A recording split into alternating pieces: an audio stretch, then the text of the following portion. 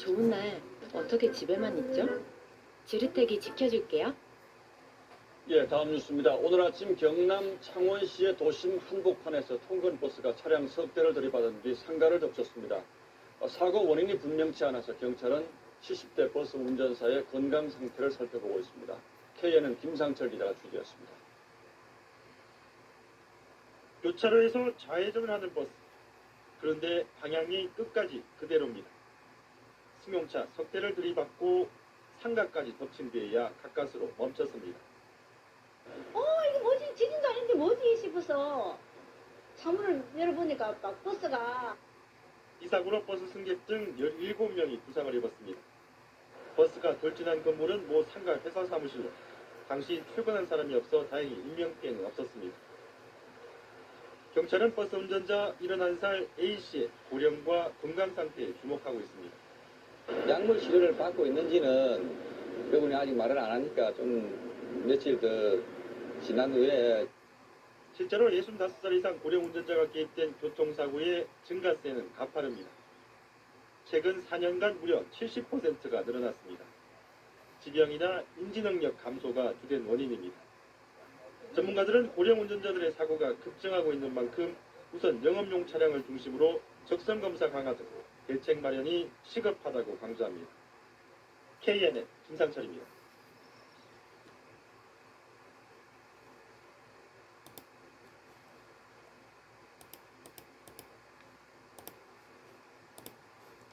밤사이 직원들을 태운 통근버스가 앞서가던 승합차를 추돌해 9명이 다치는가 하면 고속도로를 달리던 승용차에서 불이 나는 등 사건 사고가 잇따랐습니다. 황정현 기자입니다. 통근버스가 승합차를 추돌한 채 멈춰서 있습니다. 차량 앞 유리창은 산산조각이 났습니다. 혹시 안에 사람 있나요? 다 내리셨어요? 어제 오후 10시 15분쯤 경기도 화성시 상신 지하차도 안에서 25인승 통근버스가 산타페 차량을 추돌했습니다. 이 사고로 버스에 타고 있던 54살 여성 김모 씨 등 9명이 다쳐 병원으로 이송됐습니다. 경찰은 앞서가던 산타페 차량이 급정거하면서 사고가 난 것으로 추정하고 정확한 경위를 조사 중입니다. 이보다 앞선 오후 7시 30분쯤에는 서울 서초구 경부고속도로 서울 방면 만남의 광장 인근에서 달리던 K3 승용차에 불이 났습니다. 다행히 인명피해는 없었지만 엔진 등이 불에 타 소방서 추산 900만 원의 재산 피해가 났습니다. 제주도의 한 호텔 지하 주차장에서도 어제 오후 4시 40분쯤 소나타 차량에서 원인을 알 수 없는 불이 나 390만 원의 재산 피해가 났습니다. 경찰과 소방당국은 정확한 화재 원인을 조사 중입니다. 한편 제주도의 또 다른 호텔에서는 유리창 교체 작업을 하던 인부가 10여 미터 높이의 작업차에서 추락해 병원으로 이송됐습니다. 연합뉴스TV 황정현입니다.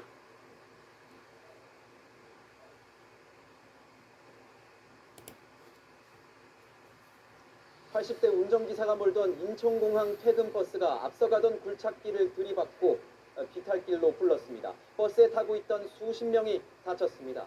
신선미 기자입니다. 크게 부서진 버스가 도로 비탈길에 비스듬히 걸쳐 있습니다.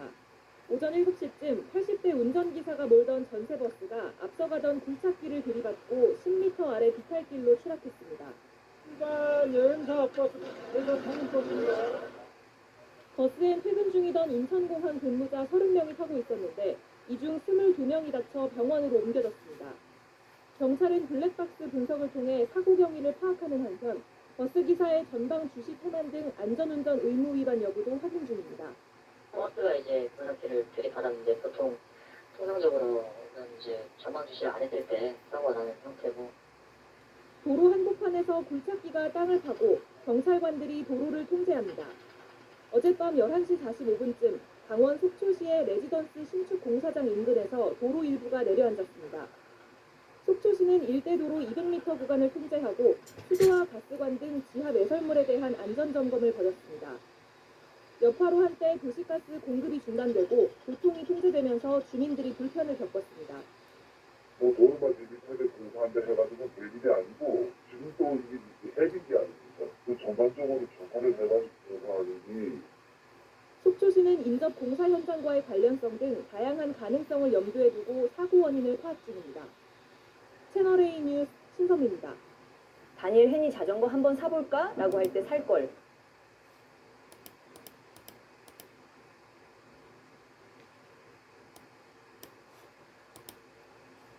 사건 사고 소식입니다. 오늘 아침 영동고속도로에서 승용차와 통근버스가 부딪혀 승용차를 몰던 30대 남성이 숨졌습니다. 충주에선 바위가 채굴장에서 굴러떨어지는 바람에 굴착기 기사가 참변을 당했습니다. 이혜원 기자입니다. 차량이 처참하게 찌그러졌습니다. 근처에선 구조대원들이 쓰러진 남성에게 심폐소생술을 시행합니다. 오늘 아침 7시 40분쯤 경기도 용인시 영동고속도로 강릉 방향 양진하대목 인근에서 39살 임모 씨가 몰던 소렌토 차량이 47인승 통근버스와 부딪혔습니다. 이 사고로 임 씨가 현장에서 사망했고 임 씨의 아내와 두 아들이 다쳤습니다. 버스에는 14명이 타고 있었지만 다친 사람은 없었습니다. 경찰은 임 씨의 승용차가 4차로에서 1차로로 급격하게 차선을 바꾸다가 1차로를 가던 통근버스를 들이받아 사고가 난 것으로 보고 있습니다. 경찰은 목격자 진술 등을 토대로 자세한 사고 경위를 조사 중입니다.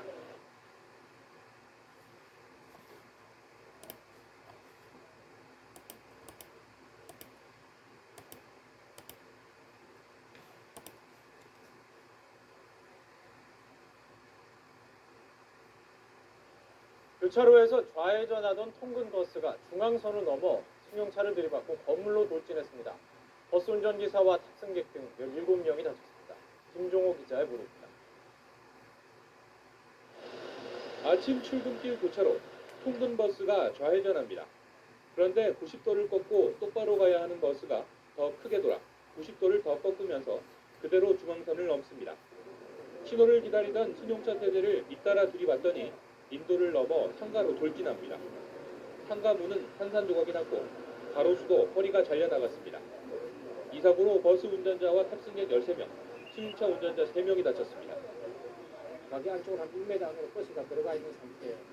그리고 조수석, 운전석 쪽은 거의 차량이 함몰된 상태.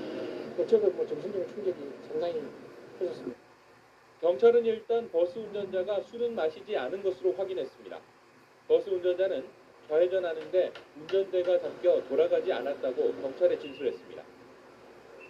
좌회전하다가 핸들이 잠겼다 그렇게 이야기를 하는데 그 부분은 이제 좀 더 조사가 필요하고 그 차량 상태도 한번 봐야 되고.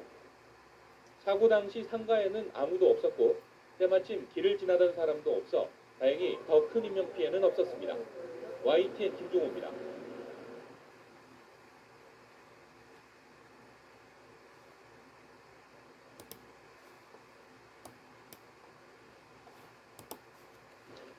오늘 새벽 인천공항고속도로에선 통근버스가 승용차와 부딪혀 도로 밖으로 추락했습니다. 승객 등 37명이 다쳤는데 속도를 줄이지 않은 채 급하게 차선을 바꾸다 사고가 난 것으로 보입니다. 홍신영 기자입니다. 오늘 아침 6시 16분 인천공항고속도로 신불RC 인근 CCTV 화면입니다. 4차선을 달리던 버스가 차선을 바꾸려는 순간 옆 차선 차량들이 잇따라 피하면서 중심을 잃은 검은색 승용차가 버스 옆면을 들이받습니다. 이 충격으로 버스는 가드레일을 뚫고 도로 밖으로 튕겨져 나갑니다. 차량과 부딪힌 버스는 속도를 이기지 못하고 도로 밖을 벗어나 50m 아래 배수구로 굴러떨어졌습니다.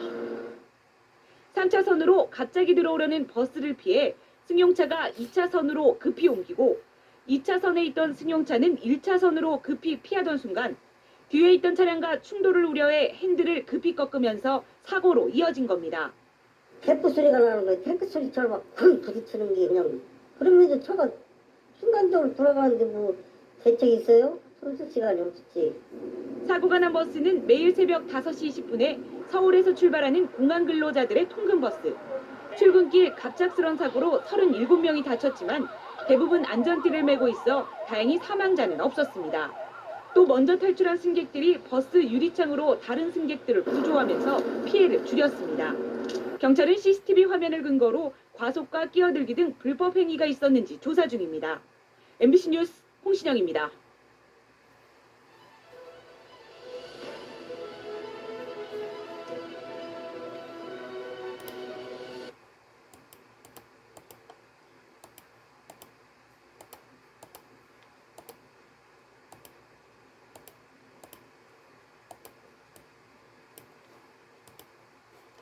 오늘 오전 충남 천안의 한 사거리에서 버스 2대가 부딪히는 사고가 났습니다. 우회전하던 통근 버스가 직진하던 시내버스를 들이받고 인도로 돌진해 다시 전봇대를 들이받은 겁니다. 이 사고로 통근버스에 타고 있던 23명이 병원 치료를 받았지만 생명의 지장은 없는 걸로 알려졌습니다. 어제 저녁 서울 용산구의 한 아파트 단지 입구에서 땅 꺼짐 현상이 발생해 밤새 긴급 복구 작업이 이루어졌습니다. 달리던 학원버스에서 불이 나 타고 있던 유치원생 20여 명이 긴급 대피하는 사고도 있었습니다.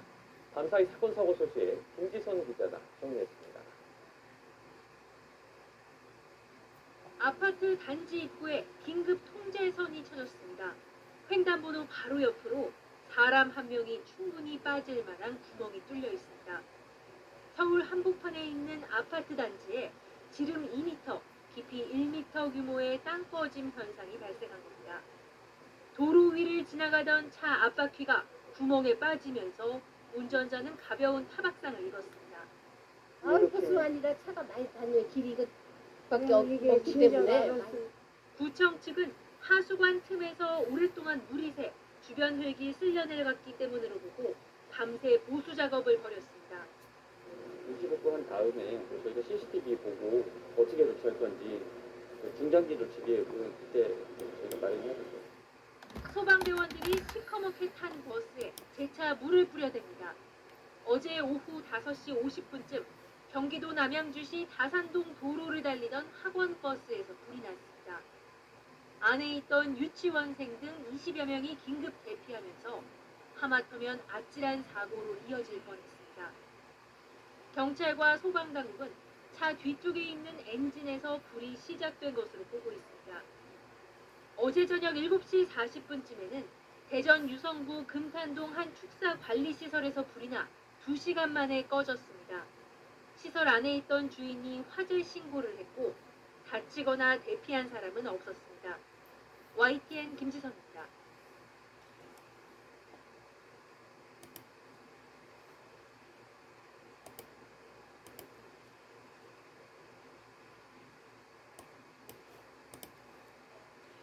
어제 저녁 인천공항으로 향하던 버스 2대가 부딪혀 승객 10여 명이 크고 작은 부상을 입었습니다. 전북 무주의 조립식 주택과 경기 하남의 식품 공장에서는 화재도 있었습니다. 밤사이 사건 사고 소식을 정세배 기자가 종합했습니다. 버스 2대가 부딪히면서 차체 일부가 찢겨져 나갔습니다. 구조대원들이 버스 유리창을 통해 다친 승객들을 들것에 실어 바깥으로 옮깁니다. 어제 저녁 6시 40분쯤 인천국제공항 제1여객터미널 근처 도로에서 버스 2대와 승용차 한 대가 잇따라 부딪혔습니다. 이 사고로 버스 2대에 타고 있던 승객 12명이 크고 작은 부상을 당해 근처 병원으로 옮겨졌습니다. 경찰은 시내버스가 차선을 변경하다 앞서가던 승용차를 들이받은 뒤 곧이어 뒤따르던 공항버스가 시내버스와 부딪힌 것으로 보고 있습니다. 집안이 온통 불길에 휩싸여 있고 곧이어 벽면을 통해 화염이 거세게 뿜어져 나옵니다. 어제 저녁 8시 반쯤 전북 무주군의 한 조립식 주택에서 불이 났습니다.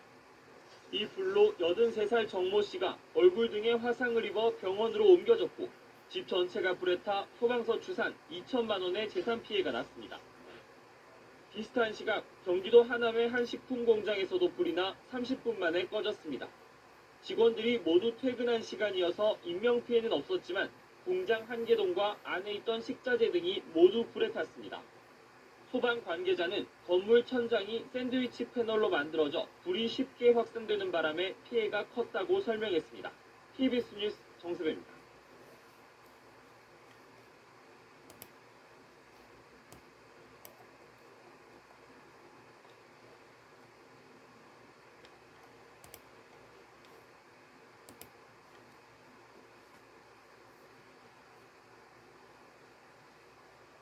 앞서 전해드린 대로 노동시간 단축 제도가 바로 다음 달, 즉 앞으로 열흘 뒤면 시행이 되지만 전세버스 기사들에게는 아직도 먼 나라 얘기입니다. 한 버스업체 배차 시간표를 확인해보니 하루 업무 시간이 20시간이나 되는 것도 있었습니다. 김홍희 기자가 취재했습니다. 고속도로를 달리던 전세버스가 방호벽을 들이받고 불이 나 관광객 10명이 숨지고 10명이 다쳤습니다. 사고 원인은 과속과 끼어들기. 당시 기사는 기업체 통근버스 시간에 맞추려고 했던 것으로 전해졌습니다. 해당 업체 기사들은 무리한 배차로 인한 예고된 인재였다고 말합니다. 거의 80% 이상이 회사 배차 때문에 그런 사고가 났다고 봐요. 계속 잠을 하고 말자를 탈시다. 2년이 지나 지금 사고가 났던 버스 업체의 배차 시간표를 살펴봤습니다. 새벽 5시에 시작된 일정은 자정을 넘겨 끝나고 이튿날 운행이 다시 5시부터 시작됩니다. 늦은 밤 마지막 운행을 마치면 법적으로 최소 8시간의 휴식을 취해야 하지만 무시되기 일쑤입니다. 소속기사 10명 가운데 20% 정도가 무리한 일정을 소화해야 한다고 기사들은 주장합니다. 자칫 졸음운전으로 이어지지 않을까 우려됩니다. 저 졸음차 뚱뚱해서 좀 하는 날 기사가지고 하면서 기질이 들어지고 밤에 2시간 자고 나가 이런 하는 거죠. 해당 업체는 기사 충원이 필요하지만 경영난 등으로 어렵고 버스 운행 사이 대기 시간은 근무로 인정되지 않는 휴식 시간이라고 밝혔습니다. KBS 뉴스 김홍입니다.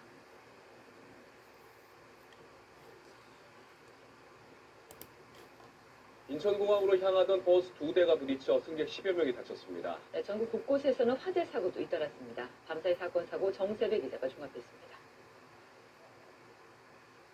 버스 2대가 부딪히면서 차체 일부가 찢겨져 나갔습니다. 구조대원들이 버스 유리창을 통해 다친 승객들을 들것에 실어 바깥으로 옮깁니다.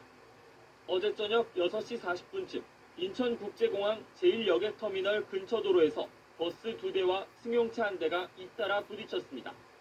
이 사고로 버스 2대에 타고 있던 승객 12명이 크고 작은 부상을 당해 근처 병원으로 옮겨졌습니다.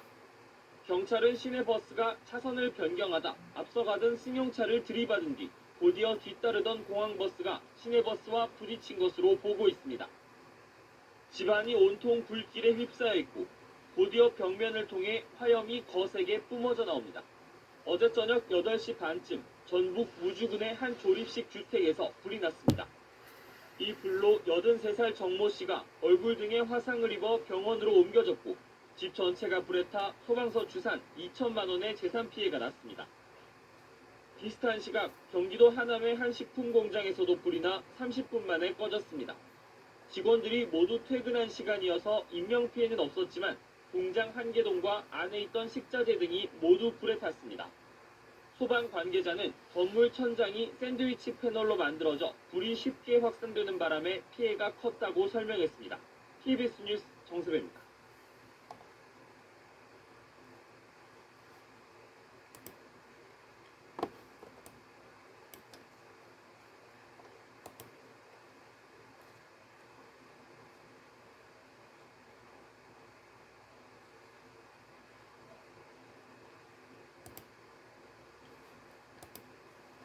I was gonna sleep in late, but then I got high. I was gonna let that heal. 안타까운 교통사고가 연일 이어지고 있습니다. 이번에는 비탈길에 세워둔 마을버스가 100m를 굴러내려가 행인을 덮쳤습니다. 1명이 숨지고 6명이 다쳤습니다. 원종진 기자입니다.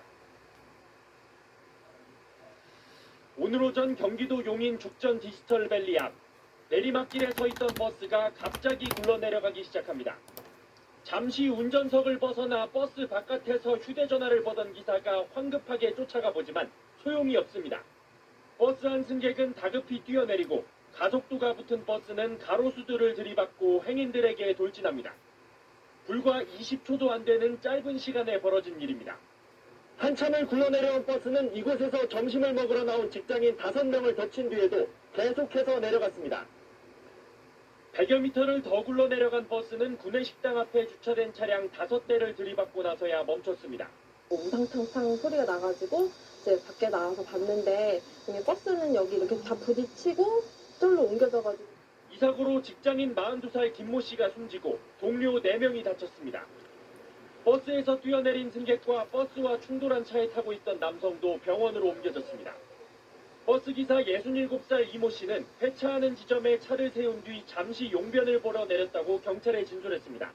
미닫은 불은 시동 켠 상태에서 기어를 이제 등이 가운데다 놓고 사이드 브레이크를 완전히 채운 것 같지는 않다. 지난달 21일 성남에서도 비탈길에 세워둔 차량이 200여 미터를 굴러 행인을 치는 등 최근 비탈길 주차 사고가 잇따르고 있습니다. SBS 원종진입니다.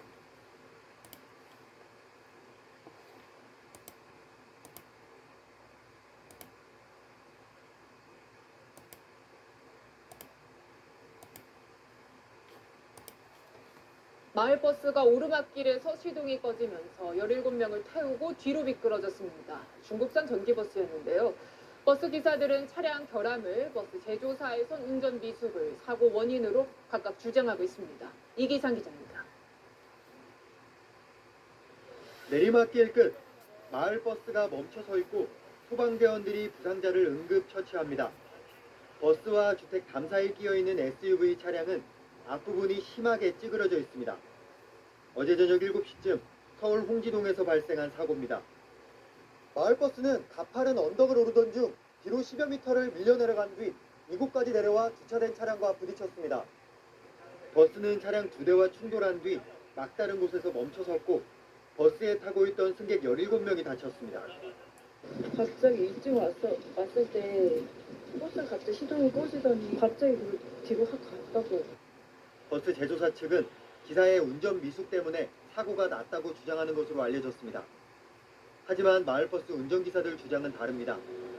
중국산 전기버스를 쓰는데 평소에도 고장이 잦았다는 겁니다. 잘 가다가 갑자기 안 가요. 가서나 말고 가야 돼가지고 안 가는 날에 운전 꺼지는 것뿐만 아니라 고장이 잦아요. 국내 전기버스 40%가 중국산인 가운데 품질과 안전성 논란은 계속 불거지고 있습니다. 지난달 태풍 카눈 북상 때 경남 창원에서 맨홀 뚜껑이 솟구쳐 바닥을 뚫고 올라온 사건이 있었는데 이 역시도 플라스틱 바닥재를 쓴 중국산 전기버스였습니다. 경찰은 이번에 사고가 난 마을버스 블랙박스 영상 등을 토대로 정확한 사고 원인을 조사하고 있습니다. 채널A 뉴스 이기상입니다.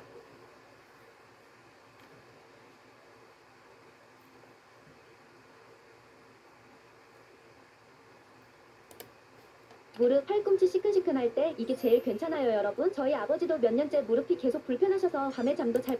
달리던 버스 안에서 불이 나 버스 전체가 모두 타버렸습니다. 창문 밖으로 시뻘건 화염을 내뱉는 버스 한 대. 어제 오후 12시 20분쯤 전주시 도덕동의 한 도로를 달리던 마을버스에서 화재가 일어났습니다. 정차 후 출발하려던 마을버스에서 갑자기 불길이 치솟은 건데요. 승객 2명이 타고 있었지만 운전자가 곧바로 버스를 세우고 이들을 대피시켜 인명피해는 없었습니다. 화재 20여 분 만에 출동한 소방대원들이 불길을 잡았으며 불이 난 마을버스는 전기차인 것으로 확인되는데요. 소방당국이 현재 차량 왼편에서 연기가 났다는 운전자 진술 등을 토대로 정확한 화재 원인을 조사하고 있습니다.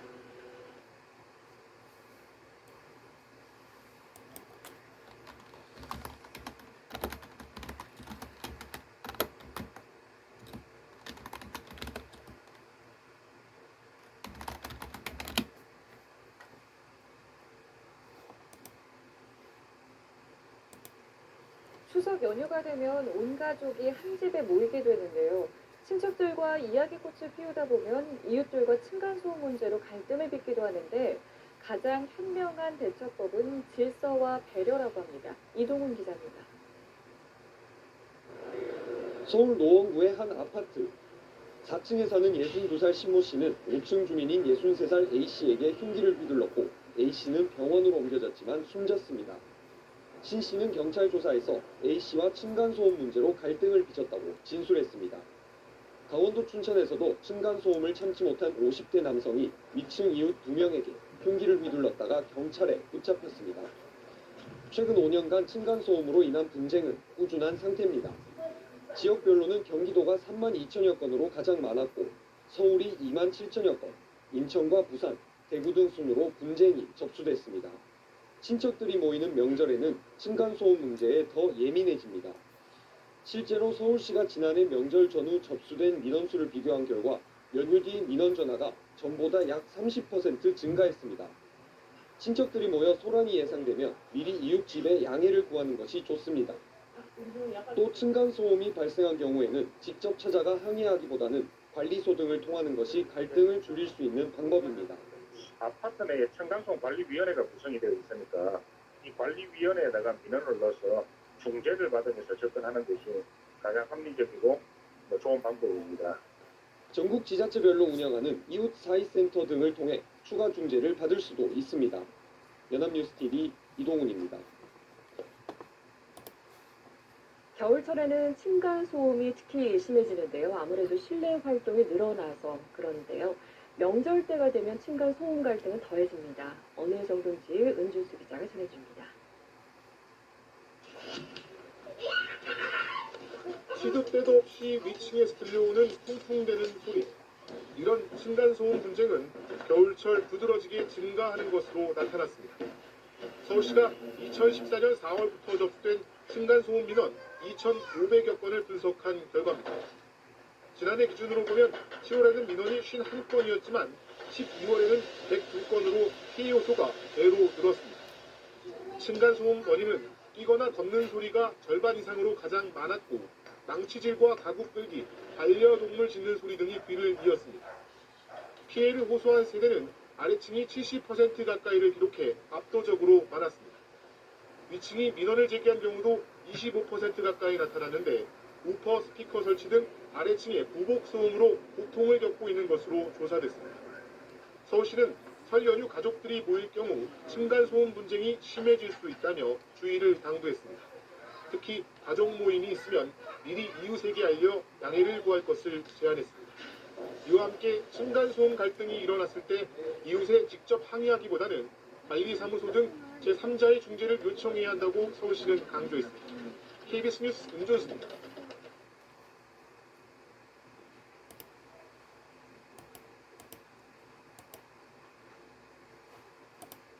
층간소음 문제로 다툼을 벌여오던 연립주택 아랫 윗집 주민 사이에 칼부림이 일어나서 한 명이 숨지고 한 명은 중태에 빠졌습니다. 층간소음은 분쟁이 워낙 많다 보니 조정기구도 만들어져 있는데 안타깝게도 이런 일이 끊이질 않습니다. 민경호 기자가 취재했습니다. 오늘 자정쯤 경기도 부천의 한 골목에서 한 남자가 무언가 들고 서성이고 있습니다. 잠시 걸터 앉아 기다리는데 한 여자가 연립주택 골목으로 들어가자 황급히 따라 뛰어갑니다. 이 남자는 연립주택 2층에 사는 49살 이모 씨였습니다. 이 씨는 이곳에서 피해자들을 기다리다 범행을 저지른 후 시장길을 따라 도주했습니다. 피해자들은 연립주택에서 이 씨 집 바로 아래 사는 50대 어머니와 20대 아들이었습니다. 두 사람은 온몸에 7, 8군데씩 상처를 입었습니다. 이게 까만 바로 우산인 줄 알았어요. 이게 아무래도 팔이었지 않았나. 옷이었는지 아니면 비닐이었는지 그거를 이제 담았더라고요. 피해자들은 병원으로 옮겨졌지만 아들은 치료 도중 숨졌고 어머니는 의식을 찾지 못하고 있습니다. 두 집안 사람들은 층간소음 문제 등 때문에 평소 자주 다툰 사이라고 주민들은 전했습니다. 이 아줌마가 좀 고백 좀 하자. 충분히 셀 거 아니에요. 이런 저런 이유로 해서 뭐 경찰들도 왔다 갔다 하고 어디에도 뭐 경찰이 왔다 갔다 하는 이유가 시골에서. 경찰은 달아났던 이 씨를 오늘 오후 5시쯤 검거해 범행 동기를 조사하고 있습니다. SBS 민경호입니다. 솔직히 또 별 효과 없을 줄 알았습니다. 2년째 보청기 껴도 시도 때도 없이 들리던 이명 소리가 이암포로 한 달 만에 사라질 줄은 몰랐어요. 다음 뉴스입니다. 연립주택의 아래 윗집이 층간소음 문제로 다투다가 또 살인극이 벌어졌습니다. 이런 비극을 막기 위한 제도가 없는 건 아니지만 근본적인 해결책은 되지 못하는 것 같습니다. 손영한 기자가 취재했습니다. 어제 저녁 6시 반쯤 서울 동작구의 한 연립주택 2층에서 48살 이모 씨가 아랫집 사는 40살 허모 씨 보자에게 흉기를 휘둘렀습니다. 당시 2층 이 씨 집에는 주민 13명이 모여 반상회를 하고 있었는데 층간소음 문제로 허 씨 가족과 다투던 이 씨가 갑자기 흉기를 휘둘렀습니다. 허 씨가 숨졌고 67살 허 씨 어머니는 중태에 빠졌습니다. 소음 들린다고 서로 이제 의견 다툼이 있을 때 싹싹 튀어나가더니 북쪽에 가서 칼을 2개를 갖고 오더라고요. 1층 허 씨 집은 2층에 소음이 심하다고 2층 이씨 집은 1층에서 담배 연기가 올라온다고 불만을 가졌고 지난 1년간 자주 부딪혔다고 주민들은 전했습니다. 어제도 층간소음 때문에 일전에 주고받았던 욕설이 다시 시비가 돼 끔찍한 살인사건을 부르고 말았습니다. 정부는 층간소음 문제가 발생하면 제3자인 환경공단 등에서 층간소음 정도를 실측하고 갈등을 중재하는 안을 시행하고 있습니다. 마을 공동체 취약이라든가 같이 더불어 사는 그 취약 같은 것들 그런 걸 통해서 원천적으로 해결하는 게 바람직해 보입니다. 위아래층 이웃은 어떤 집인지 소통을 통해 이해를 더 많이 하는 것이 문제 해결의 근본적 대안이 될 수 있습니다. SBS 손형원입니다.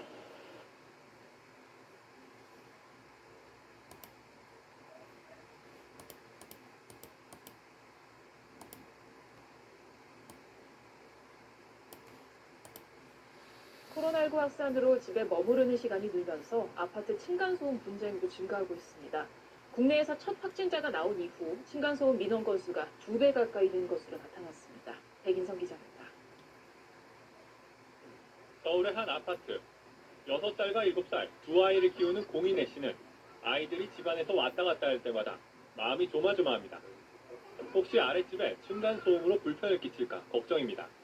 한창 이제 또 그 체력 활동이 많은 시기인데 아무래도 밖에 나가지 못하고 집에만 있다 보니까 앉아서 뭐 만들거나 뭐 그림을 그리거나 이런 것도 한계가 있기 때문에 코로나19 여파로 공씨처럼 가족이 집안에 머무르는 시간이 많아지면서 층간소음 분쟁 건수도 실제로 크게 늘어난 것으로 나타났습니다.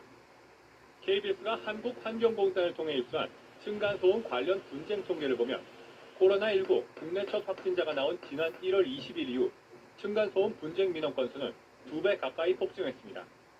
국내 확진자 발생 이전 23일간 공단 콜센터에 접수된 층간소음 분쟁 민원은 543건에 불과했지만 확진자 발생 이후 같은 기간 민원 접수 건수는 963건에 달합니다. 78%나 늘었습니다. 지난해 같은 기간에 층간소음 민원이 줄어드는 추세였는데 올 들어 이례적으로 크게 증가한 겁니다. 코로나19로 방학 연장이나 어린이집 휴원 등이 이어지면서 아이들이 집에 있게 됨에 따라 분쟁 접수 건수도 크게 늘어난 것으로 풀이됩니다. 코로나 확산 방지를 위해 서울시 등 관공서를 비롯해 국내 기업들도 재택, 교대근무로 근무 형태를 전환하고 있는 것도 영향을 끼친 것으로 보입니다. KBS 뉴스 백인성입니다.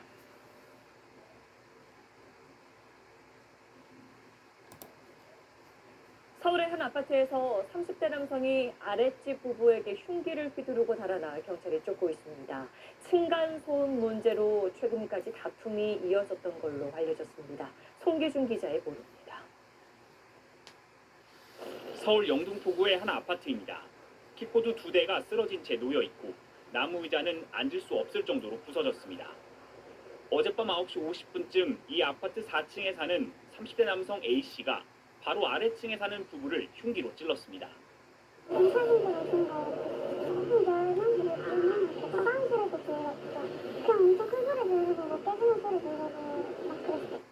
남성은 범행을 저지른 뒤 제 뒤에 보시는 이 길을 통해서 범행 현장과 약 10분 정도 거리에 있는 이 지하철역으로 들어갔습니다.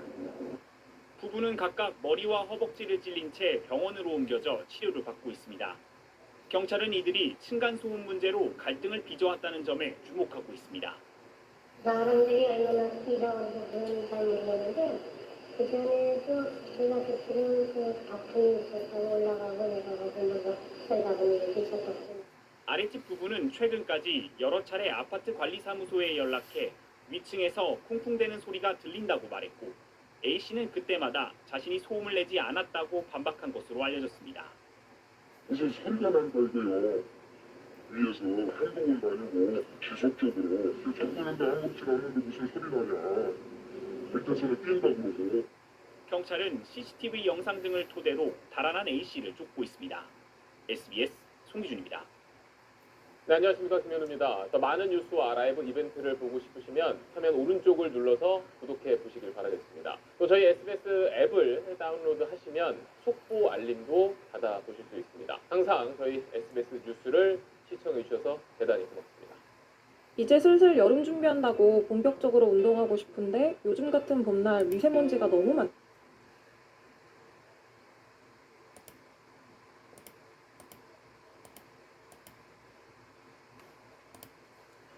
층간소음 문제로 갈등을 빚던 이웃 사이에 흉기 난동이 벌어졌습니다.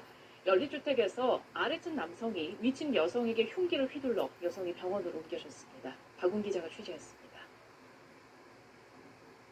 깜깜한 주택가에 구급차가 급하게 들어옵니다. 순찰차가 뒤따라오더니 잠시 후 한 남성이 수갑을 찬 채 경찰에 이끌려 나옵니다. 어젯밤 10시쯤 전북 군산의 한 연립주택에서 35살 A씨가 위층에 사는 30대 여성에게 흉기를 휘둘렀습니다. 건물 주인에게 층간소음을 해결해달라는 A씨 아내의 말에 위층 여성이 찾아와 항의하자 이를 지켜본 A씨가 집안에서 흉기를 들고 나와 휘두른 겁니다. 갑자기 그렇게 10시 넘었는데 막 유리가 부서지는 소리도 나고 막 그러더라고. A씨는 경찰 조사에서 위층 주민이 시끄럽게 놓고 죄를 따져서 화가 나 범행했다고 진술했습니다.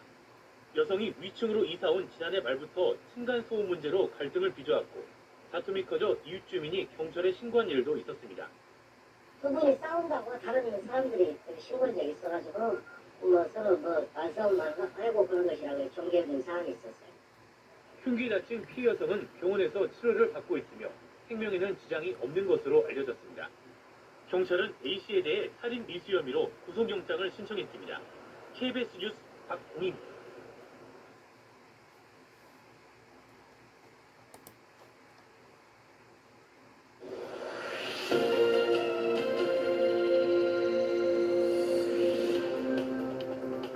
코로나19 때문에 재택근무하는 사람이 많아지고 또 집에 머무는 시간이 늘면서 요즘 우리 윗집이 원래 이렇게 시끄러웠나 이런 생각 든다는 사람이 많습니다. 실제로 층간소음을 둘러싼 민원 건수가 전년 같은 기간보다 훨씬 더 많아진 걸로 나타났습니다. 그래서 저희는 이웃집 문제뿐 아니라 건설회사의 시공 문제까지 짚어보는 층간소음 문제 연속 보도를 준비했습니다. 오늘은 이웃 사이에 벌어지는 갈등과 그 대처법부터 살펴보겠습니다. 박찬근 기자, 임상범 기자가 전해드립니다. 30대 주부 A씨의 악몽은 반년 전 윗집이 이사 오면서 시작됐습니다. 코로나 이전 같았으면 학교나 직장에 가 있을 낮 시간에도 윗집 초등학생 뛰어노는 소리, 윗집 아저씨가 발뒤꿈치로 쿵쿵 걷는 소음에 시달리게 됐습니다. 놀이터를 못 나가니까 집에서 논다라고 생각하는 것 자체가. 경기 하남시에 사는 30대 주부 B씨도 비슷한 일을 겪었습니다. 몰랐어요, 확실히. 일단은 주말에 외출을 못하니까 서로가. 얼마나 시끄러울까? 오늘 측정 진행하실 건데요. 혹시 좀 어디서 소음이 많이 들리세요? 취재진이 한국환경공단과 함께 윗집에서 나는 소음을 24시간 측정해봤습니다. 망치질 수준의 소음, 어른이 뛰는 정도의 소음, 금속 접시를 바닥에 떨어뜨리는 정도의 소음들이 잇따라 소음 측정기에 기록됐습니다. 불편함을 느끼거나 또 그 소리가 반복적으로 계속 되면 예민하게 느껴지는 그런 상황입니다. 층간소음은 곧잘 분쟁으로 이어지기도 합니다. 서울 강북구에 사는 50대 주부 C씨. 집이 비어있는데도 층간소음 때문에 못 살겠다는 아랫집의 항의에 시달렸다고 주장합니다. 아랫집 항의에 집안 곳곳에 CCTV를 설치한 다음 2달 넘게 집을 비우고 집안에 사람이 없었다는 것까지 확인시켜줬지만 소용이 없었습니다. 아랫집 남성은 계단 난간을 둔기로 내리치며 여러 차례 위협했고 계단복도 쓰레기통을 발로 차는 등 폭력적인 항의를 계속했습니다. 한밤중 현관에 대고 입에 담기 힘든 욕설을 뱉고 고함을 치기도 했습니다. 결국 윗집은 이사를 결정했습니다. 저희들은 할 수 있는 방법은 다 했거든요. 원룸을 잡아서 생활하고 있어요. 이런 식의 분쟁은 코로나19로 재택근무가 늘면서 더 늘었습니다. 한국환경공단에 들어온 층간소음 민원은 전년 같은 기간과 비교해 61% 늘었고 신고를 받고 현장에 나가서 소음 측정도를 측정하는 현장 진단 건수도 52% 증가했습니다. 감정 싸움으로 시작해 끔찍한 불상사로 번지고 나는 층간소음 갈등. 어떻게 대처해야 할까? 정부가 정한 공동주택 층간소음 규칙을 보면 낮엔 57데시벨, 밤엔 52데시벨이 넘으면 층간소음에 해당한다고 되어 있습니다. 소음이 기준치를 넘는지 확인하려면 환경부에 있는 층간소음 이웃사회 센터에 측정을 요청하거나 자기 돈 들여 전문업체에 의뢰하면 됩니다.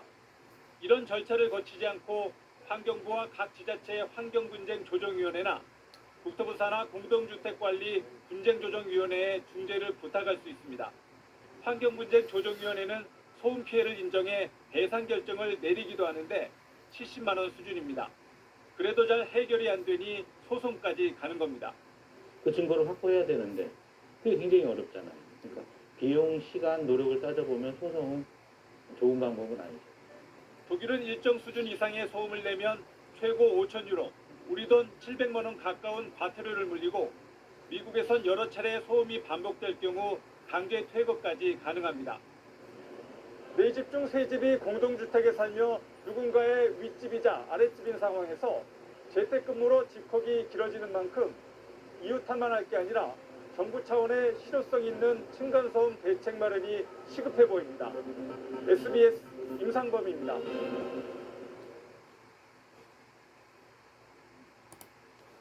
(30년) 묵은 눈 밑 지방, 주름마저 녹여버릴 겁니다. 한 번만 찔러보세요. 이게 찌르는 패치예요. 시술 없이 집에서 코로나로 집에 머무는 시간이 늘면서 아파트에서는 위층에서 나는 소리, 그러니까 층간소음에 더 민감할 수밖에 없습니다. 특히 새로 지은 아파트인데도 층간소음으로 갈등이 크다고 해서 취재해봤더니 이유가 따로 있었습니다. 송명훈 기자가 보도합니다. 의자 끄는 소리, 무언가 두드리는 소리. 지어진 지 2년 된 아파트인데 늘 마음을 졸입니다. 크게 들린다고 하시더라고요. 제가 생각했던 것보다 좀 크게 들린다고 얘기를. 비슷한 시기에 지어진 수도권의 또 다른 아파트. 그간 관리사무소에 접수된 층간소음 민원만 100여 건입니다. 경찰이 출동하고 이사를 한 집도 있었습니다. 오죽했으면 이사까지 가고. 실제 측정해봤더니 위층의 소리, 아래층에 고스란히 전달되고 있었습니다.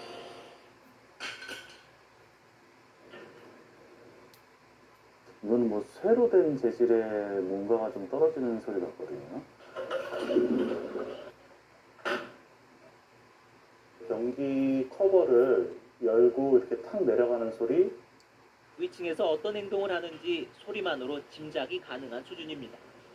좀 걸어다니는 소리가 들리는데 뭐 발망치 소리, 숫자나 의자 같은 거를 끌었다가 툭 놓는 큰 소리. 생활습관 탓인 줄 알았는데 원인은 다른 데 있었습니다. 2019년 감사원이 입주를 앞둔 아파트에 대해 층간소음 감사를 벌인 결과 법적 기준을 넘긴 것으로 판정받은 아파트였습니다. 문제를 지적받은 아파트는 LH와 SH공사 16개 단지, 만여 세대였습니다. 그런데 LH와 SH공사는 해당 아파트가 어디인지를 공개하지는 않았습니다. LH 쪽의 이야기를 들어본 적이 없고요. 감춘 거밖에 안 되니까 저희로서는 굉장히 좀 기분이 나쁘다고 할까요? 결국 입주민은 문제를 모르고 살게 된 겁니다. 우리는 사기맞은 느낌이다라는 얘기를 계속 했던 게 여기에 하자가 분명히 있다는 걸 뻔히 알면서도 보지를 안 했잖아요. LH와 SH공사는 감사원 감사 결과가 전수조사가 아닌 표본조사를 토대로 나온 것이어서 입주민에게 알리지 않았다고 밝혔습니다. KBS 뉴스 송명훈입니다. 네, 그럼 층간소음 문제를 해결할 수 있는 방법은 없는지, 또 피해가 생겼을 때 어떻게 대처해야 하는지 이호준 기자와 알아보겠습니다. 이 기자, 코로나로 뭐 집에 오래 있으면서 또 여러 가지 일을 하잖아요. 가장 문제가 되는 게 어떤 소음입니까? 층간소음 신고의 대부분은 아주 일상적인 행동들이라는 것이 특징입니다. 네. 바로 뛰거나 걷는 소리인데요. 소음 신고의 전체 3분의 2나 됐습니다. 또 망치질 소리, 가전제품 소리 등 생활소음이 그 뒤를 잇는 주요 층간소음이었습니다. 근데 이제 걷는 소리, 뭐 TV 소리, 이게 사실 듣는 사람에 따라 다르거든요. 이 정도면 층간소음이다. 기준이 따로 있습니까? 층간소음은 크게 두 가지로 나뉩니다. 사람이 뛰거나 걸어서 나는 직접 충격 소음이 있고요. 그리고 네. 텔레비전이나 음악을 크게 틀어서 나는 공기 전달 소음으로 나뉩니다. 직접 충격 소음의 경우에는 낮에는 1분 평균 43데시벨 정도면 층간소음으로 인정을 이게 하는데 어느 정도죠? 참고로 피아노 칠 때 44데시벨 정도 납니다. 또 공기 전달 소음 역시 5분 평균 45데시벨 이상이면 층간소음으로 인정받습니다. 이번 여수 사례를 보면 이웃들 간에 이렇게 소통이 없이 피해자가 처음에 이렇게 경찰에 소음 신고를 바로 했거든요. 소음 피해를 겪는다면 어떻게 대처하는 게 좋을까요? 일단 당사자들끼리 직접 얘기하면 이렇게 다툼으로 번지기 쉬우니까 피하는 것이 좋고요. 관리사무소를 통해서 층간소음으로 내가 피해를 보고 있다라고 전달하는 것이 가장 중요합니다. 관리사무소는 필요하면 직접 집에 가서 조사를 할 수도 있습니다. 또 이렇게 해도 해결이 안 된다. 그럼 외부 전문가의 도움을 받는 것이 있는데요. 환경부와 국토부가 운영하는 층간소음 지원센터가 있습니다. 변호사나 주택관리사 같은 전문가들이 직접 현장에서 소음을 측정하고 또 중재도 해주는데요. 환경부 자료를 보면 최근 5년간 실제 층간소음을 측정한 게 1,600여 건 정도인데 층간소음으로 인정받은 건 한 7% 정도입니다. 사실 이거 한번 이제 조정인 거고 이런 조정 절차가 근본적인 해결책은 아니지 않습니까? 아예 아파트를 지을 때 층간소음을 없게 하면 되는 거 아닌가요? 네, 맞습니다. 바닥이 두꺼울수록 층간소음이 적어지겠죠. 이 법으로 2014년부터 모든 공동주택 바닥 두께를 210mm 이상으로 강화를 했습니다. 문제는 법이 바뀌기 전에 지어진 아파트들, 그 공동주택들은 다시 바닥 공사를 하기는 어려운데요. 그렇죠. 서로 조심하고 배려하는 마음이 가장 중요할 것으로 보입니다. 여기서 정리하겠습니다. 이호준입니다. 잘 들었습니다.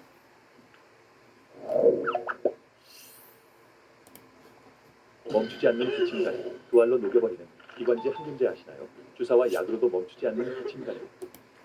아파트 층간소음 때문에 바닥에 매트를 까는 집들이 많습니다. 특히 아이 있는 집에서 층간소음을 조금이라도 줄이려고 두꺼운 매트를 깔기도 하는데 이게 실제로 얼마나 효과가 있는지 확인해 봤습니다. 이혜미 기자입니다. 아파트 위층에서 의자를 끄는 정도의 소음을 만들어 봤습니다.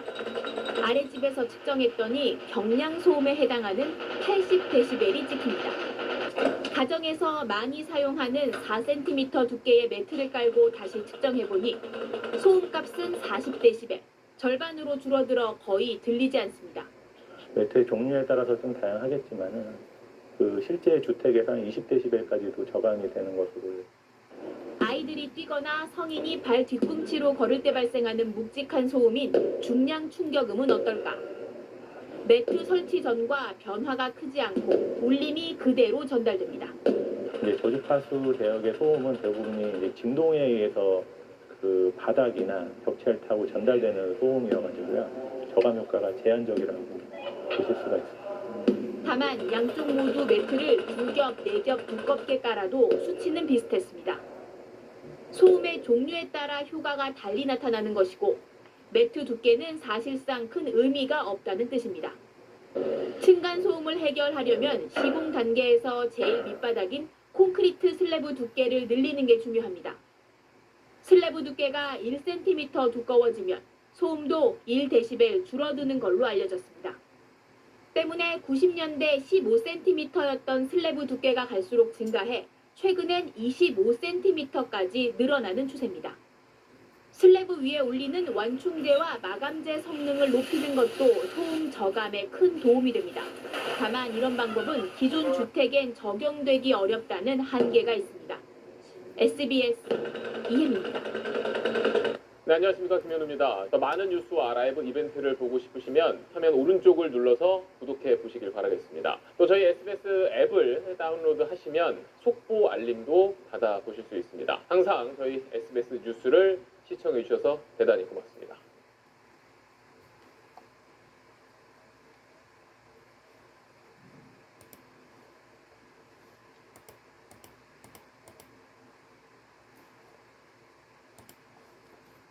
네, 이번에는 층간소음 문제 살펴보겠습니다. 층간소음을 줄이기 위한 건축 규제가 계속 강화됐지만 웬일인지 갈등은 줄지 않고 있습니다. 층간소음 살인이 매년 한 건 이상 일어날 정도입니다. 이유가 있었습니다.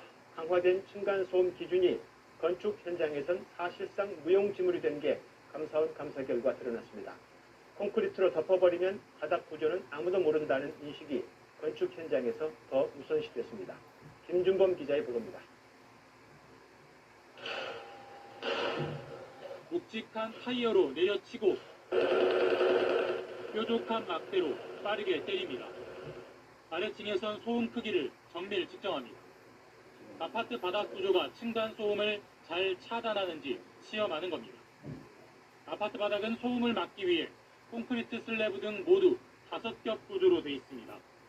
그런데 2013년 이중 슬래브 두께 규정이 120mm에서 210mm로 강화됐습니다. 전국의 모든 아파트가 이 기준을 통과했는데 서류상 통과했습니다. 감사원이 바닥 구조를 표본 점검한 결과 아파트 60%가 최소 성능에도 미달했습니다.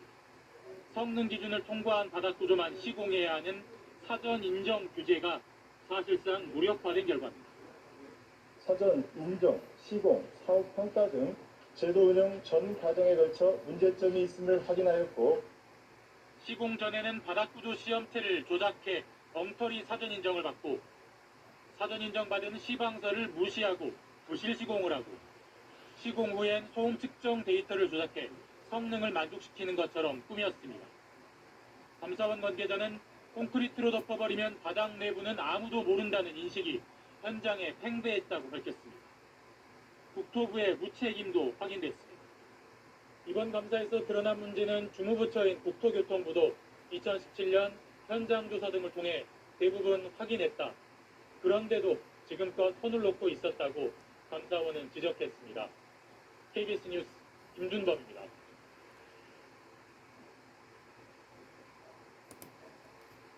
야, 좀 무서운 사들은 뭐냐? 엄마 뺀질을 해가지고 그때 깔면 더 순서들이? 산업 폐기물에 물을 잔뜩 섞은 불량 콘크리트를 아파트 짓는 데 쓰고 있다는 폭로가 나왔습니다. 건강에도 안 좋고 바람 든 무처럼 속이 비어있어서 층간소음도 막지 못할 뿐더러 안전사고로도 이어질 수 있다고 제보자들은 말합니다. 정아람 기자가 취재했습니다. 지난해 울산의 한 골재상, 레미콘 회사의 모래를 납품하는 곳입니다. 트럭이 갈색 모래 옆에 시커먼 흙을 쏟아냅니다. 이곳에서 일한 A씨는 시커먼 흙의 정체가 광석 찌꺼기라고 말합니다. 외국에서 썰어나온 폐광물을 우리가 수입을 해서 금운동을 그나마 채취를 해서 열이해서 그리고 남은 폐기물 원래 그렇게 사용하면 안 되는 거거든요. 시커먼 흙더미 근처엔 검은색 물 웅덩이도 여기저기에 고여 있습니다. 산업 폐기물에서 비가 오면은 밑에 침수가 돼서 흐르는 물이에요. 여기서 화물질이 흘러서 내리는 물이지. 그런데 포크레인이 시커먼 흙과 갈색 모래를 섞습니다. 이렇게 만들어진 불량 모래는 여러 레미콘 업체에 납품됐다고 합니다. 정상적인 모래가 아니니까 건물에 탈사를 하면 건물 상태가 올라가겠습니까? 지난해 경기도 용인의 또 다른 골재상. 이번엔 트럭이 하얀 흙을 쏟아냅니다. 이곳에서 일한 B씨는 하얀 흙이 석분, 다시 말해 돌가루라고 설명합니다. 자기는 뭐 주문만이 뭐고 크기는 기차나 그런 거로 가져와서 프락시아라는 별도 장치에 집어넣어서 깨서 나온 게 석분이에요. 현행법상 석분은 입자가 거칠고 고르지 않아 레미콘에 쓰면 안 됩니다. 그런데 이 골재상에선 모래 석분을 섞어 레미콘 업체에 납품했다는 겁니다. 일주일은 침략이 안 됐거든요. 건강이 뜰수밖에 없어서 건강이 좀 공명을 앞서 있는 분이니까 건강에 대한 안전성에 대한 참고할 수가 없어요. 이런 불량 레미콘은 공사 현장에서 물을 타는 경우가 많다고 합니다. 콘크리트가 정량, 정품으로 해서 진짜 잘 만들면 파손이 잘 되는데요. 그러니까 뻑뻑해가지고 물을 안 섞으면 일을 못해요. 층간소음은 더 심해질 수밖에 없습니다. 하여튼 섞어가지고 파손을 하니까 바람으로 치면 돌덩이등에 걸린 시멘트를 가지고 파손을 하는 거예요. 이건 묵직하니까 소리가 아무래도 전달이 잘 되겠죠. 그쪽으로 좋은 레미콘을 사용하면 그렇게 층간소음 심하지 않습니다. 이에 대해 용인 골재상 측은 석분을 들여온 건 맞지만 쓰지 않았고 합법적인 건식모래를 섞어 쓴 적은 있다고 해명했습니다. 울산의 골재상은 지금은 문을 닫아 해명을 들을 수 없었습니다. JTBC 정아람입니다. 광주 붕괴 사고 이후 저희 뉴스룸에 건설업계 내부 제보가 계속 들어오고 있습니다. 믿기지 않는 내용들이 많습니다. 오늘은 그중에서 저질 콘크리트를 집중적으로 다루겠습니다. 광주 사고가 불량한 콘크리트를 써서 일어났다는 추정이 나오고 있죠. 업계에서 수십 년간 일해온, 특히 현대산업개발의 아이파크 쪽과도 일해온 한 제보자의 얘기를 지금부터 들어보겠습니다. 한마디로 정리하면 콘크리트의 배합 비율을 조작해왔다고 했습니다. 시멘트를 원래보다 줄여서 넣는 식입니다. 그렇게 하면 당연히 콘크리트가 약해질 수밖에 없습니다. 어떻게 조작이 돼 왔는지 먼저 정아람 기자가 보도합니다. 레미콘 업계에서 40년 가까이 일한 DC. 아이파크를 비롯한 대기업 아파트 건설 현장에 레미콘을 공급하는 일을 했습니다. 레미콘은 물에 시멘트, 모래, 자갈 등을 섞어 만든 콘크리트 반죽인데 DC는 레미콘 회사들이 배합 비율을 조작하는 일이 비일비재하다고 말합니다. 무조건 세팅하면 모래 얼마, 시멘트 얼마, 물 얼마 이렇게 딱 돼 있다고요. 그대로 나가야 되는데 수동으로도 조작이 가능하게끔 다 돼 있어요. 건설 현장에선 레미콘의 품질을 검사해야 하지만 제대로 되지 않는다고 합니다. 오랜 유착 관계 때문입니다. 건설 현장에 들어가는 레미콘은 샘플을 정해 품질 검사를 받는데 레미콘 회사에서 현장 관리자에게 어떤 게 샘플인지 미리 알려주는 겁니다. 공부를 하면은 회사에서부터 이 차는 샘플입니다 딱 하고 나가요. 의도된 계획된 시나리오에서 쓰는 거 아니에요. 아무 의미가 없는 거죠. 이렇게 짬짬이를 했기 때문에 10대 레미콘 차량이 건설 현장에 간다면 그중 샘플 차량 1대 레미콘에만 시멘트 비율을 원칙대로 넣는다고 합니다. 나머지 9대는 시멘트를 줄이는 식의 저질 레미콘을 싣고 간다는 얘기입니다. 이 차가 샘플입니다 하면 그 차는 수동으로 시멘트를 넣는 거예요. 넣어야 강도가 나오네. 건설 현장 관리자가 레미콘 회사를 방문해 점검할 때도 미리 방문 날짜를 알려준다고 합니다. 그러면 그날만 질 좋은 레미콘을 준비했다가 보여준다고 했습니다. 치면 이제 한 20일 후에 나올 것도 20일 전에 다 알려줘요. 며칠날 점검이나 문착을 하면은 G급 쓰다가 A급으로 다 바꾸죠. 건설 현장 관리자가 공급받는 레미콘의 양을 부풀려서 계산한 다음 차액을 리베이트로 되돌려받는 부정부패도 뿌리 깊다는 겁니다. 저 받아갖고 다시 리베이트 그런 식이기 때문에 어떤 잘못이 있어도 그건 감아주겠죠. 건설회사에서. 또 다른 레미콘 업계 종사자도 DC의 말에 힘을 실었습니다. 원래는 그 건설 업체가 있잖아요. 입고 건설해야 하잖아요. 그거를 레미콘 회사에서 하고 있어요. 10대 중에 한 대만 제 규격의 품질을 만들어서 그렇게 하고 실험실장 기름 넣어주는 거 비율 유지하고. 이들은 광주 아이파크 현장의 붕괴 사고가 이런 잘못된 관행이 누적된 결과물은 아닌지 되돌아봐야 한다고 지적했습니다. JTBC 정아람입니다.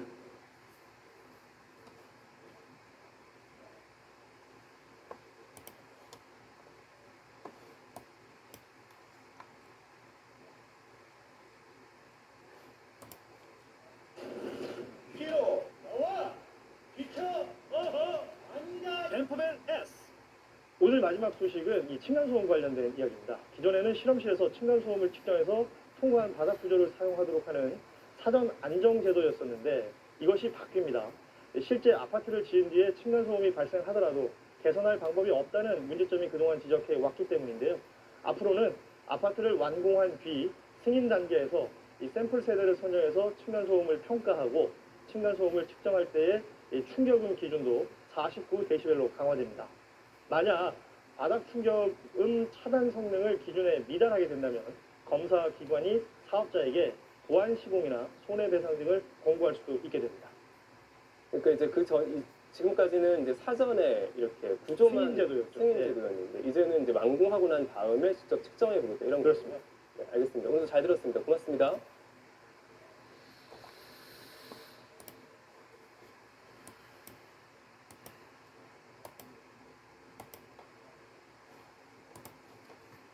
네, 설 연휴를 맞아 오손도손 온가족 모임분들 많으실 텐데요.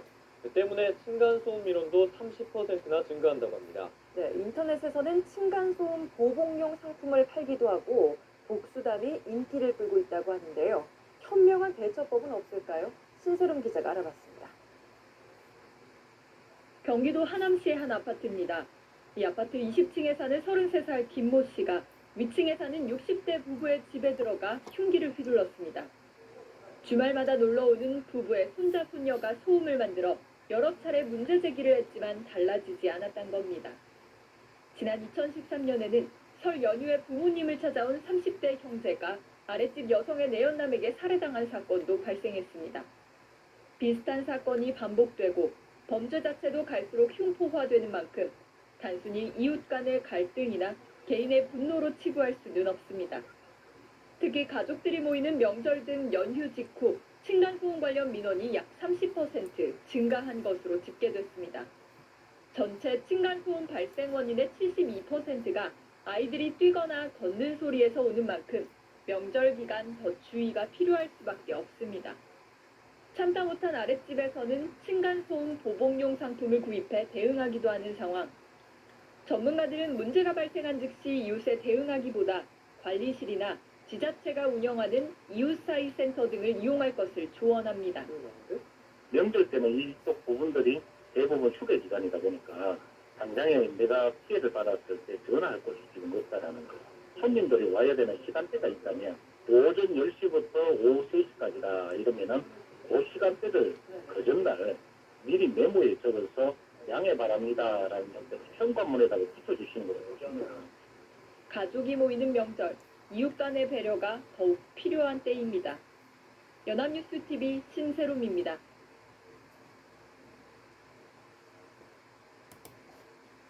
네, 코로나로 부모님은 재택근무, 아이들은 온라인 수업, 이렇게 집에 머무는 시간이 늘어나면서 층간소음 분쟁도 늘고 있습니다. 분쟁이 생기면 어떻게 하면 좋은지 박창근 기자가 전해드립니다. 30대 주부 A씨의 악몽은 반년 전 윗집이 이사 오면서 시작됐습니다. 코로나 이전 같았으면 학교나 직장에 가 있을 낮 시간에도 윗집 초등학생 뛰어노는 소리, 윗집 아저씨가 발뒤꿈치로 쿵쿵 걷는 소음에 시달리게 됐습니다. 놀이터를 못 나가니까 집에서 논다라고 생각하는 것 자체가. 서울 강북구에 사는 50대 주부 B씨는 반대 경우입니다. 오히려 아랫집 항의에 시달리다 이사를 결정했습니다. 집안 곳곳에 CCTV를 설치해 층간소음이 날 당시 집안에 사람이 없었다는 걸 확인해줬지만 막무가내였습니다. 저희들은 할 수 있는 방법은 다 했거든요. 원룸을 잡아서 생활하고 있어요. 한국환경공단에 들어온 층간소음 민원은 전년 같은 기간과 비교해 61% 늘었고 현장 진단 건수도 52% 증가했습니다. 층간소음에 시달린다면 환경부와 각 지자체 환경분쟁조정위원회나 국토부 산하 공동주택관리 분쟁조정위원회에 중재를 요청할 수 있습니다. 소송도 할 수 있지만 쉽지는 않습니다. 그 증거를 확보해야 되는데 그게 굉장히 어렵잖아요. 그러니까 비용, 시간, 노력을 따져보면 소송은 좋은 방법은 아니죠. 독일은 일정 수준 이상의 소음을 내면 최고 5,000유로, 우리 돈 700만 원 가까운 과태료를 물리고 미국에선 강제 퇴거까지 가능합니다. 4집 중 3집이 공동주택에 사는 상황에서 이웃한만 할 게 아니라 정부 차원의 실효성 있는 층간소음 대책 마련이 시급합니다. SBS 박찬근입니다. 다른 실내 바이크가 아닌 또 칼로리 바이크.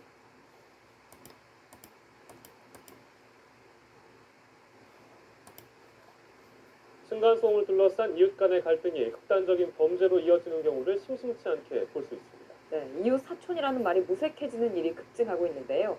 이해와 배려가 현재로서는 유일한 해법으로 보입니다. 정호연 기자입니다. 서울의 한 다세대 주택에서 위아래층에 살았던 A씨와 B씨. 층간소음은 두 사람을 원수지간으로 만들었습니다. 아랫집 A씨는 귀마개를 하고 수면제까지 먹는다고 항의하면 B씨는 방음 매트를 설치하고 집안 CCTV로 평소 생활 모습을 촬영한 영상을 보여주며 해명하는 일이 되풀이됐습니다. 그렇게 갈등은 커져갔고 A씨가 고성능 녹음기로 소음을 담아 반상회에 알리는 식의 다툼이 계속됐습니다. 112 신고만도 한 달에 한 번꼴. 끝내 참극으로 이어졌습니다. 윗집 B씨가 휘두른 흉기에 A씨는 숨지고 A씨의 어머니도 크게 다친 겁니다. 1심은 층간소음으로 인한 오랜 분쟁과 불만이 동기가 됐다면 원한 관계에 의한 살인에 해당한다며 징역 18년의 중형을 선고했습니다. 2심 재판부도 B씨가 자신의 행동을 뉘우치는지 의심스럽다며 1심과 같은 판결을 내렸습니다. 층간소음 문제로 갈등을 빚다 아랫집에 들어가 항의한 위층 주민이 주거 침입 혐의로 벌금형을 선고받거나 최근엔 벽간 소음 문제까지 이웃 간 갈등에 불씨가 되는 경우가 빈번합니다. 또 화장실 등 일부 시설을 같이 쓰는 공동주택이나 고시원에서도 소음으로 인한 문제가 끊이질 않고 있는 가운데 층간소음 관련 민원은 2012년 7천여 건에서 지난해 16,000여 건으로 걷잡을 수 없이 늘고 있습니다. 연합뉴스TV 정호윤입니다.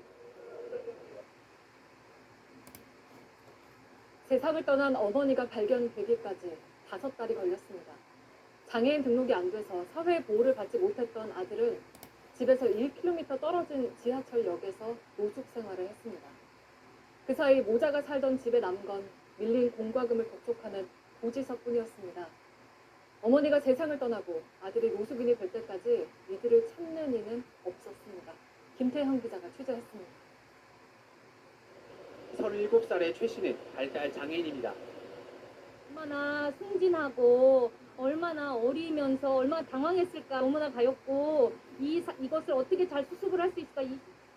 학교도 초등학교 2학년까지만 다녔습니다. 어머니 김 씨가 전주에서 서울로 데려오며 학교도 더 다니지 못했습니다. 당시엔 학교 등록을 하지 않아도 정부나 학교가 찾아 나서지 않았던 때입니다. 그렇게 김 씨는 발달장애 아들을 27년간 홀로 키웠습니다. 게다가 최 씨는 장애인으로 등록된 상태도 아니었습니다. 직업으로만 이번에 신청을 하셨어요. 아드님이 30대 중반이고 지금 근로 능력도 있다라고 지금 판단이 되셨던 것 같아요. 장성한 최 씨는 근로 능력이 있는 성인 남성으로만 기록됐습니다. 하지만 김 씨 모자는 정부에서 받는 25만 원의 생활비가 전부였습니다. 두 사람의 생활비로는 부족했습니다. 김 씨가 지난해 여름 5개월 동안 서초구 공공근로사업인 모기방역 활동으로 번 돈 124만 원이 마지막 소득이었습니다. 모자는 점점 더 고립됐습니다. 전기세를 내지 못했고 건강보험료도 밀렸습니다. 집에는 독촉장이 쌓였습니다. 이웃들과 교류도 거의 없었습니다. 양식 얘기했는데 관심이 없다고 해서 그러냐고 어쩌다고 사실은 저는 모르겠어요. 코로나19 감염 위기는 이들을 완전히 무너뜨렸습니다. 자치단체는 지난 7월과 11월 두 차례에 걸쳐 택배로 마스크를 보냈습니다. 하지만 이미 이들에게 마스크는 필요 없었습니다. 어머니 김 씨는 숨을 거뒀고 아들 최 씨는 노숙인이 된 뒤였습니다. 사회 구성원 누구도 모자의 비극을 눈치채지 못한 채 5개월이 흘렀습니다. JTBC 김태형입니다.